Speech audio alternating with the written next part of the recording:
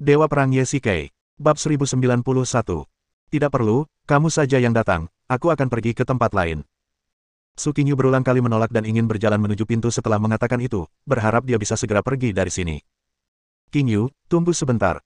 Ye-Shikai melangkah maju, menghalangi jalan mundur di pintu. Su Qingyu mengangkat kepalanya dan keduanya saling menatap. Ada gelombang emosi di matanya. Mereka sudah lama tidak bertemu. Ye-Shikai tiba-tiba merasa sedikit tersumbat di hatinya dan hidungnya sedikit masam. Chen Yuxin telah mempermainkan Ye-Shikai sebelumnya, termasuk memblokir nomor telepon Su Qingyu, jadi Ye-Shikai tidak tahu apakah Su Qingyu telah meneleponnya atau mengiriminya pesan dalam beberapa hari terakhir. Setelah cacing itu memulihkan teleponnya, dia merasa tidak nyaman menelepon. Jika Su Qingyu benar-benar menelepon dan mengetahui bahwa Ye-Shikai telah memblokirnya, dia akan merasa kesal. Jika ini kamar pribadi yang kamu dan Nona Chen pesan, maka aku akan pergi dulu. Su Qingyu melanjutkan. Dia tahu bahwa Ye-Shikai tidak akan keluar untuk makan malam sendirian, dan dia pasti bersama Chen Yuxin. Dan dengan identitas Su Qingyu saat ini, memang tidak cocok baginya untuk bertemu dengan mereka berdua. Jangan. Ye-Shikai segera menghentikannya. Kamu sebaiknya tinggal. Manajer, makanannya akan dibebankan ke rekening saya. Ye-Shikai berkata dengan ringan. Ini. Manajer itu tidak dapat bereaksi sejenak terhadap kata-kata kedua orang itu. Awalnya dia mengira kedua pihak akan bertengkar, tetapi pada akhirnya, mereka tampaknya saling mengenal, dan kedua belah pihak dengan keras menyerah. Tidak, kalau hanya makan saja, aku sanggup. Su Qingyu menggelengkan kepalanya dan menolak. Manajer, bisakah Anda membawa anak buah Anda keluar terlebih dahulu? Ye-Shikai berkata dengan ringan. Manajer itu mengangguk berulang kali, melambaikan tangan kepada para pelayan untuk keluar, dan menutup pintu. Qingyu, ada masalah dengan ponselku sebelumnya, jadi panggilan lain tidak bisa masuk. Ye-Shikai sedikit ragu. Dia tidak memberitahu siapapun tentang manipulasi Chen Yuxin, jadi dia harus mencari alasan yang lemah. Jadi begitulah adanya. Aku bertanya-tanya. Kenapa aku tidak bisa melewatinya? Su Qingyu berkata dengan tenang. Qingyu, apa yang ingin kamu bicarakan padaku? Sebenarnya, tidak ada yang salah. Aku hanya ingin berbicara denganmu. Suara Su Qingyu semakin pelan, hingga tidak terdengar sama sekali. Benarkah? Mari kita bicara sekarang. Ye-Shikai memberi isyarat, dan keduanya duduk di meja yang saling berhadapan. Su Qingyu tampak sangat pendiam. Dia memahami identitasnya saat ini. Dia adalah mantan istri Ye-Shikai.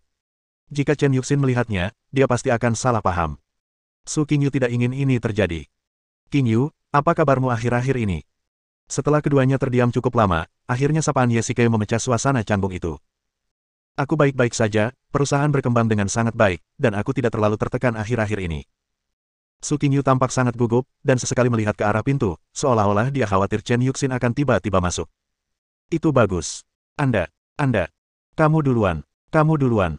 Keduanya saling menatap dengan malu. Sejujurnya, mereka dulunya adalah suami istri, tidur di ranjang yang sama, dan saling mengenal dengan baik. Tanpa diduga, sekarang, mereka menjadi gugup seperti pria dan wanita yang baru saja datang untuk kencan buta. Anda menikah dengan Nona Chen, bagaimana kabarnya? Su Qingyu bertanya dengan hati-hati.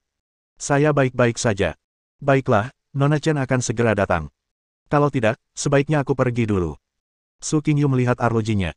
Tanpa disadari, mereka telah mengobrol selama setengah jam. Sebenarnya, meskipun mereka tidak banyak bicara, baik Ye-Shikai maupun Su Qingyu jelas tidak ingin mengakhiri topik pembicaraan. Namun, Chen Yuxin ada di mal dan segera datang. Tidak perlu, nikmati saja makananmu di sini. Aku pergi dulu. Ye-Shikai berjalan keluar dari ruang pribadi dan tidak bisa menahan diri untuk tidak melirik Su Qingyu ketika dia pergi. Saya sudah membayar tagihannya, dan Anda tidak boleh memberitahu siapapun tentang ini. Sebelum pergi, Ye-Shikai tidak lupa memberi instruksi kepada manajer restoran.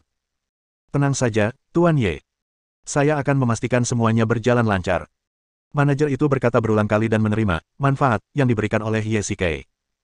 Begitu dia masuk ke restoran, Ye-Shikai bertemu dengan Chen Yuxin yang baru saja selesai membeli pakaian. Hal ini membuatnya terkejut. Jika dia pergi lebih lama, keadaan akan menjadi canggung. Xiao Kai, ini enak sekali. Ayo masuk dan makan. Steak di sini sangat lezat. Chen Yuxin tampak senang dan menarik Ye-Shikai masuk. Xiao Xin, tunggu sebentar. Ye-Shikai tiba-tiba berkata, tiba-tiba aku tidak ingin makan makanan barat. Ayo kita pergi ke restoran lain. Baiklah. Terserah padamu. Chen Yuxin menatap restoran itu dengan curiga, lalu menoleh ke arah Ye-Shikai, lalu mengangguk dengan sedikit kecewa. Aku sudah mempersiapkannya sejak lama. Aku bahkan secara khusus mengundang seorang koki dari luar negeri untuk membuatkanmu hidangan lezat. Chen Yuxin bergumam, dan keduanya masuk ke dalam mobil mewah keluarga Chen dan melaju menuju rumah besar itu. Apapun yang ingin kamu makan, kamu bisa memakannya di rumah. Tiba-tiba aku merasa sedikit lelah hari ini. Benarkah? Mungkinkah kamu sedang tidak enak badan?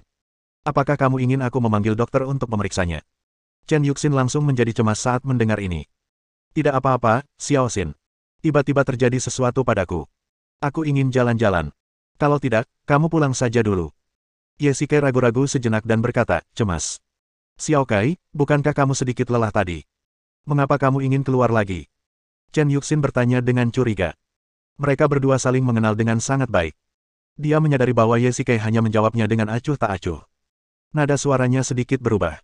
Kecurigaan ini lebih merupakan pertanyaan daripada penyelidikan. Ya, sebenarnya aku agak bosan, aku hanya ingin jalan-jalan. Ye Shikai melanjutkan, aku akan kembali sebelum makan malam. Xiao Kai, mengapa kita tidak melupakannya? Kita akan berbulan madu dalam beberapa hari, jadi lebih baik kita tinggal di rumah beberapa hari ini. Selain itu, situasi di luar sedang tidak menentu. Kita telah menyinggung keluarga Tang dan keluarga Gongsun di Chang'an terakhir kali. Aku khawatir mereka akan mengirim orang untuk menyelinap ke Yanjing. Chen Yuxin langsung menolak. Xiao Xin, kuharap kau bisa menghargai keputusanku. Kau membuatku merasa terkekang. Kau mengendalikanku dalam segala hal dan aku bahkan tidak memiliki kebebasan. Ye Shikai menghela napas. Dulu, ia hanya berpikir bahwa Chen Yuxin peduli padanya, tetapi setelah beberapa lama bergaul, terutama setelah menikah, Ye Shikai menemukan bahwa Chen Yuxin memiliki keinginan yang kuat untuk mengendalikan. Mungkin karena keduanya telah berpisah selama 8 tahun sebelumnya, dan ia tidak ingin mengulangi kesalahan yang sama.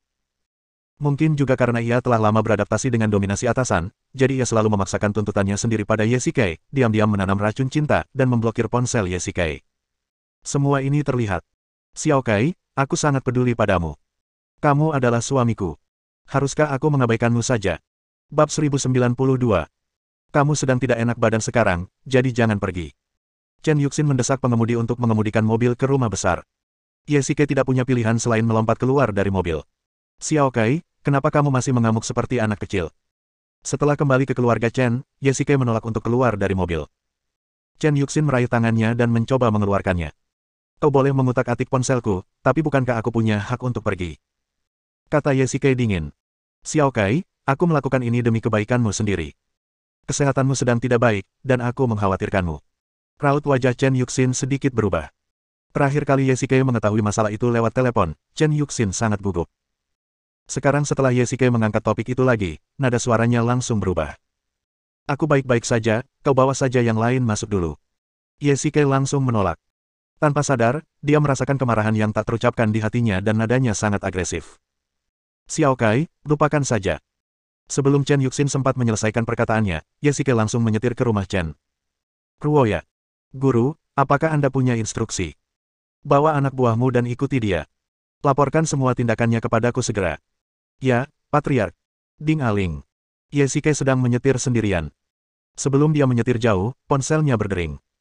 Dia mengangkat telepon dan melihat bahwa itu adalah panggilan dari Chen Yuxin. Ye Shikai tidak tahu dari mana datangnya kemarahannya, dia hanya menutup telepon dan bahkan mematikan teleponnya. Ye Shikai tidak menyalakan navigasi, dan dia bahkan tidak tahu kemana harus pergi, tetapi tangannya mengendalikan kemudi dengan terampil. Ledakan, ledakan, ledakan. Terdengar ketukan di pintu kayu yang berat itu. Su Qingyu melangkah cepat untuk membuka pintu, tetapi tertegun oleh pemandangan di luar. Ye Shikai terengah-engah dan wajahnya tampak seperti terbakar, seolah-olah dia baru saja menyelesaikan lomba lari jarak jauh. Kenapa kamu, Wu? Sebelum Su Qingyu sempat menyelesaikan kata-katanya, Ye Shikai mencium bibirnya dengan kuat. Dengan sekali dorongan, Su Qingyu terdesak ke dinding. Ye Shikai menciumnya dengan penuh gairah. Mata Su Qingyu terbuka lebar, dan dia jelas tidak bereaksi. Mengapa Ye Shikai tiba-tiba melakukan ini? Ye Shikai mengulurkan tangannya dan memeluk Su Qingyu dengan erat, dan ciuman penuh gairah itu tidak berakhir untuk waktu yang lama. Pop! Terdengar suara tamparan keras dan seluruh ruangan menjadi sunyi. Ye Shikai, apa kau gila? Su Qingyu berteriak keras hingga suaranya serak. Wajah mereka berdua memerah. Mata Ye Shikai merah dan dia terengah-engah. Ya, aku gila. Ye Shikai mengucapkan kata demi kata. Dia tidak tahu mengapa. Mungkin dia terlalu tertekan selama periode waktu ini. Dia datang ke sini hampir secara naluriah. Dia tidak ingin menipu dirinya sendiri. Orang di hatinya selalu Su Qingyu. Apakah kamu tahu kalau kamu sudah menikah? Sebelum Su Qingyu bisa menyelesaikan kata-katanya, Ye Shikai memeluk dan menciumnya lagi. 5 menit kemudian, Ye Shikai perlahan melepaskan Su Qingyu. Jika pada awalnya dia impulsif, kali ini ciumannya penuh gairah dan suka sama suka, bahkan Su Qingyu tidak memilih untuk menolak. Qingyu, maafkan aku. Yesike tiba-tiba menangis, dan suaranya terdengar sedikit tercekat. Konon, pria dan wanita yang putus cinta masih bisa berteman, tetapi kenyataannya sangat sulit. Jika perasaan itu masih ada, mereka bisa berbaikan atau melupakan satu sama lain. Yesike pernah ingin melupakan Su Qingyu, tetapi dia bertemu dengannya lagi hari ini. Baru hari ini dia menyadari bahwa dia tidak akan pernah melupakan wanita ini.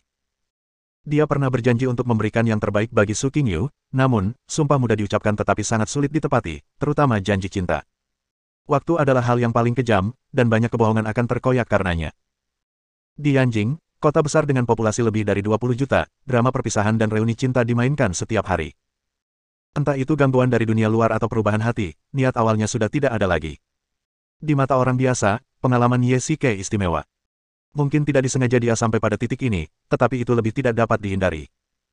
Kembalilah, dia sudah ada di sisimu, dan kita sudah berakhir. Su Qingyu berkata dengan ringan, dan mereka berdua pun jatuh dari ilusi ke kenyataan. Maaf, hari ini. Aku impulsif. Yesike menghela napas, berbalik dan pergi perlahan. Gerimis turun dari langit, persis seperti suasana hatinya saat itu. Laut Cina Timur. Puan Zeng, kami sudah berada di Laut Cina Timur selama beberapa waktu, tetapi masih belum ada kabar dari rekan-rekan kami. Apakah Anda punya solusi?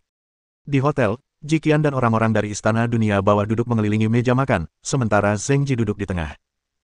Akhir-akhir ini, dia menghibur semua orang hampir setiap hari, tetapi di Laut Cina Timur, menemukan seseorang seperti mencari jarum dalam tumpukan jerami. Akhir-akhir ini, semua orang diselimuti oleh bayangan, putus asa. Hantu itu adalah seorang kultivator dengan kekuatan luar biasa. Jika dia benar-benar masih hidup, ada banyak cara untuk menghubungi Istana Dunia Bawah, bahkan menelepon di bilik telepon umum pun bisa. Namun, tidak ada jawaban setelah sekian lama. Meskipun semua orang tidak mengatakannya, mereka semua mengetahuinya. Jangan khawatir, tidak mudah untuk menemukan seseorang, tapi aku akan berusaha sebaik mungkin. Puan Zeng, jika Anda tidak yakin bisa menemukan rekan kami, maka kami tidak akan mengganggu Anda lagi. Jiqian memberi isyarat untuk pergi, dan Zheng Ji segera berdiri untuk menghentikannya. Haha. Zheng Ji tiba-tiba tertawa terbahak-bahak. Puan Zeng, apa maksudmu? Jiqian mengerutkan kening dan bertanya dengan rasa ingin tahu. Saya dengan hikmat memperkenalkan seorang teman kepada semua orang. Zheng Ji berdiri dan mengucapkan kata demi kata. Ia bertepuk tangan dan seorang pria perlahan masuk dari luar pintu. Setelah diperiksa lebih dekat, pria ini tidak lain adalah saudara serigala. Semuanya, ini pertemuan pertama kita. Senang bertemu dengan kalian. Brother Wolf melirik semua orang dan berkata dengan ringan. Kakak serigala, tolonglah aku. Tenanglah, Tuan Zeng. Aku sudah mengatur semuanya. Aku sudah membawakan hadiah untukmu. Brother Wolf mengeluarkan sebuah foto dari sakunya dan menyerahkannya kepada Jiqian. Nona Ji, tolong perhatikan baik-baik. Apakah orang ini adalah teman yang Anda cari? Zheng Ji menyesap teh harum dan duduk kembali di kursinya. Semua orang mencondongkan tubuh dan melihat foto itu dengan rasa ingin tahu. Guil dan Busin sedang berpegangan tangan dan berbelanja di sebuah pusat perbelanjaan di Donghai. Itu dia. Harapan akhirnya muncul di wajah sedih semua orang. Puan Zeng, di mana dia sekarang? Di mana foto ini diambil? Jiqian bertanya dengan cepat. Haha, Nona Ji, Tuan Hantu sangat kuat. Awalnya, saudara serigala ingin merekrutnya sebagai wakil ketua geng, tetapi sekarang tampaknya posisi wakil ketua geng akan kosong. Bab 1093. Nona Ji, harap tenang. Karena aku telah berjanji untuk membantumu menemukan pendamping, aku tidak akan pernah mengingkari janjiku. Aku tidak memberitahumu sebelumnya karena aku ingin memberimu kejutan. Zheng Ji mengubah topik pembicaraan, dan benar saja, semua orang yang tadinya tidak bernyawa tiba-tiba tersenyum cerah. Hebat sekali, Ghost belum mati. Aku tahu orang ini tidak akan mudah mendapat masalah. Miehun berteriak kegirangan, seolah-olah Ghost sudah muncul di hadapannya. Puan Zeng, di mana dia sekarang? Kapan kita bisa mencarinya? Moji juga berteriak dengan gembira. Ini. Kamu perlu bertanya pada saudara serigala. Zheng Ji menatap saudara serigala yang berdiri di sampingnya dan tersenyum tipis. Puan Wolf, tolong beritahu saya di mana dia. Saya akan memberi Anda hadiah besar nanti. Jiqian bertanya dengan tergesa-gesa. Karena ini terkait dengan keselamatan hantu, dia berbicara tanpa sikap dingin seperti biasanya dan dengan penuh rasa hormat. Nona Ji, saya masih butuh janji Tuan Zeng untuk masalah ini. Saudara Wolf tersenyum licik dan mengalihkan pandangannya kembali ke Zheng Ji. Puan Zeng, apa maksudmu? Raut wajah Jiqian berubah, dan dia merasakan firasat buruk. Semua orang juga merasakan perubahan suasana. Zheng Ji sepertinya tidak ingin memberitahu semua orang lokasi hantu itu. Haha, Nona Ji, sebenarnya. Aku ingin meminta bantuanmu. Zheng Ji tersenyum licik. Seperti yang diharapkan, tidak ada makan siang gratis di dunia ini. Zheng Ji bersedia membantu semua orang menemukan hantu itu. Dia pasti punya tujuan sendiri. Namun, Jiqian sudah menduga hal ini sejak lama. Dia hanya lebih khawatir tentang apa permintaan Zheng Ji. Jika itu sangat sulit atau memalukan, apa yang harus dia lakukan? Namun, mereka harus tahu lokasi hantu itu. Jiqian punya firasat bahwa dia akan melakukan negosiasi dengan Zheng Ji. Ngomong-ngomong, masalah ini memang urusan keluargaku, tapi ini masalah khusus dan aku butuh bantuan Nona Ji dan yang lainnya. Puan Zheng, silakan bicara. Kalau kami bisa membantu, saya tidak akan menolak. Ekspresi Jiqian sedikit serius. Meski agak sulit, mereka datang jauh-jauh dari Yanjing ke Donghai dan bahkan tidak menghadiri pernikahan Ye Shike hanya untuk mencari hantu itu. Apapun kondisinya, mereka tidak punya ruang untuk menolak. Kakak Serigala, kamu turunlah dan istirahat dulu. Zheng Ji melambaikan tangannya. Baik, Tuan Zheng, Nona Ji, saya permisi dulu. Saudara Wolf membungkuk sedikit, lalu berbalik dan meninggalkan ruangan pribadi itu. Sebenarnya, masalah ini menyangkut keluargaku. Zheng Ji berkata perlahan, kau mungkin tidak tahu, kakak perempuan tertuaku Zheng Ruo meninggal secara tragis di rumah baru-baru ini, dan pembunuhnya meninggalkan ini di kamar. Zheng Ji mengeluarkan lencana kuil bulan dari sakunya dan meletakkannya di atas meja. Jiqian sudah tahu tentang ini, tetapi para pemimpin istana dunia bawah masih belum mengetahui kebenarannya. Apa? Itu lambang kuil bulan. Bagaimana ini mungkin? Kuil bulan dan keluarga Zheng tidak ada hubungannya satu sama lain, jadi bagaimana mungkin mereka menempuh perjalanan ribuan mil untuk membunuh keluarga Zheng? Ini hanyalah fitnah. Semua orang membantah. Memang, di mata para ahli, hal semacam ini hanyalah kekanak-kanakan dan tingkat pemfitnahan yang paling rendah. Jangan bersemangat dulu, aku tidak percaya kalau Nona Ji dan kuil bulan yang melakukannya. Zheng Ji melambaikan tangannya, memberi isyarat kepada semua orang untuk diam. Kalau begitu, apa lagi yang harus Anda katakan, Tuan Zheng? Mo Ji berkata dengan marah. Pohon itu ingin diam, tetapi angin tidak berhenti. Aku tidak percaya itu dilakukan oleh Nona Ji, tetapi ada suara-suara yang menentang dalam keluarga. Zheng Ji menghela napas, ngomong-ngomong, aku tidak takut ditertawakan olehmu. Garis keturunan langsung keluarga hanya tinggal aku dan kakak perempuanku di generasiku. Sekarang kakak perempuanku telah terbunuh, dan hanya aku yang tersisa. Dengan kata lain, jika Tuan Muda Zheng mengalami kecelakaan yang tidak terduga, posisi kepala keluarga Zheng akan jatuh ke tangan orang lain, kan? Kata Miehun. Ketika Zheng Ji mengatakan ini, semua orang tampaknya mengerti arti dari kata-katanya. Ya, ini juga kesulitan yang saya dan ayah saya hadapi. Karena Tuan Zheng adalah satu-satunya anak dalam keluarga, dia harus dilindungi oleh para ahli. Lagi pula, para tetua di keluargamu tetaplah anggota keluarga Zheng, jadi mereka mungkin tidak akan menyerangmu, Tuan Muda. Saya khawatir Anda akan menertawakan saya saat saya mengatakan ini, tetapi melalui penyelidikan oleh orang-orang kepercayaan saya, kematian kakak perempuan tertua saya mungkin dilakukan oleh seseorang dalam keluarga.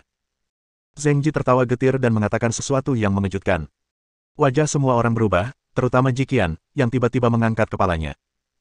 Jika para tetua keluarga membunuh Zheng Ruo, itu akan menjadi kejahatan pengkhianatan, dan pemberontakan adalah hal yang tabu dalam keluarga manapun. Perkembangan sebuah keluarga membutuhkan halaman belakang yang stabil. Jika orang-orang yang berada di bawah komando Anda tidak setia, ini akan merusak fondasi keluarga. Tidak peduli seberapa besar keluarga itu, ia tidak akan mampu menahan kehancuran seperti itu. Oleh karena itu, keluarga Zheng harus melakukan perombakan besar-besaran untuk menstabilkan dirinya. Puan Zheng, Anda tidak ingin kami membantu Anda menghadapi para tetua yang tidak setia itu, bukan? Mo Ji mengerti apa yang dimaksud Zheng Ji. Terus terang, dia ingin memenangkan hati para pembantu dan mengembangkan kekuatan eksternal. Kurasa begitu. Semua orang, harap tenang. Selama rencanaku berhasil, aku tidak akan memperlakukan kalian dengan tidak adil saat aku menjadi kepala keluarga di masa depan. Selama anggota Istana Dunia Bawah datang ke wilayah Laut Cina Timur, mereka semua akan menjadi tamu terhormat keluarga Zhengku. Dan Nona Ji, keluarga Ji, dan keluarga Zheng dapat membentuk aliansi dan menggunakan mereka sebagai dukungan. Bagaimana? Kata-kata Zheng Ji dapat dikatakan sangat tulus, tetapi ini juga merupakan peristiwa besar. Baik Jiqian maupun Istana Dunia Bawah harus berpikir dengan hati-hati. Jiqian sekarang adalah putri tertua keluarga Ji, dan setiap langkah yang diambilnya mewakili keluarga Ji. Jika orang luar tahu bahwa Jiqian dan Zheng Ji telah bergabung, dunia luar pasti akan berspekulasi apakah keluarga Zheng dan keluarga Ji telah bergabung. Istana Dunia Bawah adalah kekuatan eksternal dengan identitas yang sensitif. Jika orang luar mengetahuinya, akan ada banyak diskusi. Semuanya, silakan. Zheng Ji berdiri dan membungkuk pada semua orang. Puan Zheng, silakan duduk. Jiqian berkata cepat, Tuan Zheng, kami pasti tidak akan menolak permintaan Anda, tetapi mengingat status kami, apakah pantas bagi kami untuk ikut campur dalam urusan internal keluarga Zheng? Jangan khawatir, aku akan mengurus masalah ini. Zheng Ji segera menjawab, ngomong-ngomong, ada satu hal yang belum kuceritakan padamu. Meskipun Tuan Ghost telah ditemukan, ia telah kehilangan ingatannya karena luka-lukanya. Apa? Amnesia? Semua orang berteriak serempak. Ya, jadi dia tidak menghubungimu. Dan wanita di foto itu bernama Gusin. Dia adalah calon lulusan sekolah kedokteran Universitas Donghai. Dia saat ini magang di rumah sakit Donghai. Dia adalah pacar barunya. Zheng Ji menjelaskan kepada semua orang. Benarkah? Aku tidak menyangka pria ini akan menemukan pacar setelah mengalami bencana. Miehun melihat foto itu dan bergumam, dia terlihat sangat cantik. Aku tahu ada sejenis teratai salju di Baisan yang dapat membantu memulihkan ingatan. Jika kau bersedia membantuku, aku, Zheng Ji, akan berusaha sekuat tenaga untuk membawakan teratai salju itu kembali kepadamu. Bab 1094. Nona Ji, banyak tetua dalam keluarga ingin menghukummu. Mereka begitu tidak pandang bulu, jelas ingin kau disalahkan atas pembunuhan itu. Dengan kata lain, mereka pasti akan menjadi musuh keluarga Ji. Bahkan jika kau tidak mau bekerja sama denganku, mereka tetap akan bersikap buruk padamu. Jadi, jika kita bekerja sama dan membantuku, itu juga akan membantumu. Zheng Ji melihat Ji Qian masih ragu-ragu, dan terus menambahkan. Dan semua orang dari Istana Dunia Bawah, saat beroperasi di Tiongkok, kalian pasti akan menghadapi masalah dengan Biro Keamanan Nasional. Jika kita bekerja sama, masalah ini dapat dihindari, dan aku dapat menjamin bahwa aku akan terus membantu kalian sampai Tuan Hantu memulihkan ingatannya. Ini. Semua orang agak ragu. Amnesia hantu bukanlah hal yang baik bagi mereka, dan amnesia juga merupakan hal yang sangat sulit. Apakah ingatan dapat dipulihkan sebagian besar bergantung pada keberuntungan, atau takdir? Sekarang Zheng Ji berkata bahwa teratai salju Gunung Putih dapat membantu memulihkan ingatan, dan dia bersedia membantu mendapatkannya, yang merupakan bantuan besar bagi mereka. Namun, jika Istana Dunia Bawah sepenuhnya campur tangan dalam urusan internal keluarga Zheng, akan sulit untuk mengatasinya. Baiklah, aku setuju. Miehun dan Moji Mengyan saling memandang dan mengangguk sebagai jawaban. Saat ini, yang terpenting adalah menemukan hantu itu dan membantunya memulihkan ingatannya. Sedangkan sisanya, mereka akan melakukannya selangkah demi selangkah. Kalau begitu, aku juga setuju. Ji Qian juga setuju. Baiklah, terima kasih atas bantuanmu. Ini alamat Tuan Ghost, tapi kalau kau menemuinya langsung, mungkin akan timbul konflik. Lagi pula, dia sudah kehilangan ingatannya sekarang, dan mungkin dia tidak mengingatmu lagi. Tidak masalah. Kami punya beberapa foto di sini yang bisa membuktikan identitas kami, kata Ji Qian ringan. Itu yang terbaik. Ini alamatnya. Aku akan memberikannya padamu. Zheng Ji menyerahkan sebuah catatan. Terima kasih, Tuan Zheng. Ayo kita ke sana tanpa basa-basi lagi. Ji Qian mengangguk dan semua orang berdiri. Mereka tidak berniat menikmati makanan lezat di depan mereka. Mereka ingin segera menemukan hantu itu. Semuanya, tolong jangan lupakan kerja sama kita. Tentu saja, Tuan Zheng, tenang saja. Rumah sakit Tunghai. Yang mengejutkan saya, Ghost benar-benar sedang jatuh cinta di sini. Ini adalah berkah tersembunyi. Kata Soul Destroying menggoda. Nightmare tidak bisa menahan diri untuk tidak memutar matanya. Di dunia kultivator, cinta lebih berharga daripada berlian dan emas. Dengan kata lain, kemungkinan melihat sepasang kekasih kultivator mungkin bahkan lebih kecil daripada kemungkinan melihat bongkahan emas di jalan. Sebenarnya, alasannya sangat sederhana. Para kultivator berada di ujung pisau, yang mungkin tidak apa-apa di keluarga bangsawan Tiongkok, tetapi di dunia bawah tanah barat, pertarungan para kultivator tidak pernah terdengar selama sehari. Bahkan 12 dewa utama, siap berperang, kapan saja. Dalam lingkungan seperti itu, cinta untuk tetap bersama selamanya tampak terlalu pucat, dan janji sumpah tampak lebih ringan dari bulu dan tidak berarti. Poin yang paling realistis adalah bahwa mungkin mereka menikah dengan bahagia sehari sebelumnya, dan menjadi mayat dingin dalam perkelahian keesokan harinya. Tentu saja, kenyataan kejam ini tidak berlaku untuk Istana Dunia Bawah. Sebagai eksistensi terkuat di antara 12 kuil utama, Istana Dunia Bawah tidak memiliki banyak lawan. Moji nampaknya merasa sedikit tak nyaman, dan tangannya tanpa sadar menggenggam tangan penghancur jiwa. Permisi, di mana Tuan Yu? Oh tidak, di mana Tuan Guli? Ji Qian menemukan meja resepsionis dan bertanya kepada seorang perawat. Siapa? Kamu baginya. Perawat itu menatap semua orang dengan curiga, matanya penuh kebingungan dan kewaspadaan. Kami adalah teman-temannya. Oh, kami adalah teman-temannya sebelum dia kehilangan ingatannya. Baru-baru ini aku mendengar bahwa dia bekerja sebagai penjaga keamanan di sini, jadi aku datang ke sini dari tempat lain untuk mencarinya. Ji Qian mengeluarkan setumpuk foto, yang merupakan foto grup semua orang di Istana Dunia Bawah, dan menunjukkannya kepada perawat. Jadi begitulah adanya. Biar saya antar Anda ke sana. Perawat itu berdiri dan menuntun semua orang ke ruang keamanan.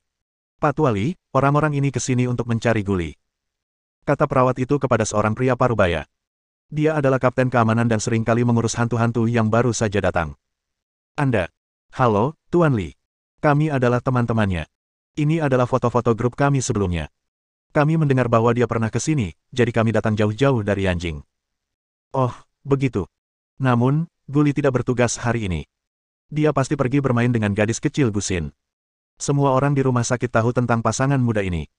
Li tua berkata sambil tersenyum dan menyesap teh hangat. Baiklah, dia akan segera kembali. Kalian tunggu di sini sebentar. Aku harus pergi bekerja dulu.